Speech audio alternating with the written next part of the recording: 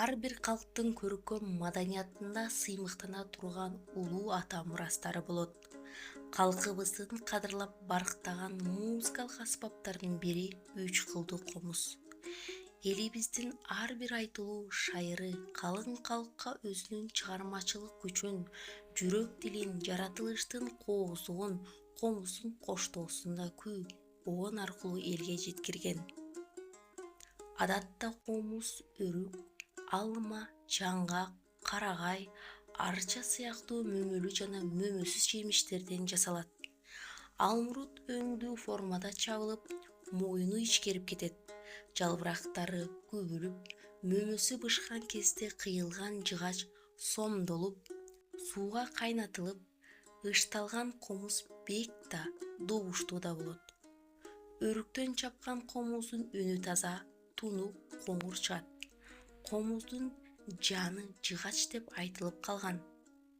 Комуздун жалпы узундугу 85-90 сантиметр болот.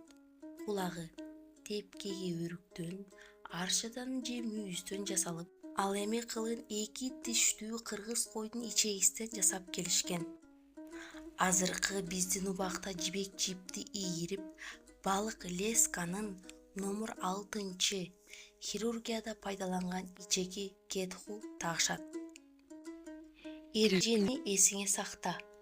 Комуз же башка музыкалык аспап блогу кылдат мамиле жасоо керек. Аны ысык же суук жерде туруп калышы үндүн бузулушуна алып келет.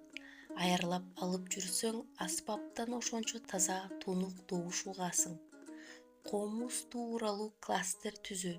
Комуз байыркы мурас. Эч ким унутпайт. Өрүктөн жасалат.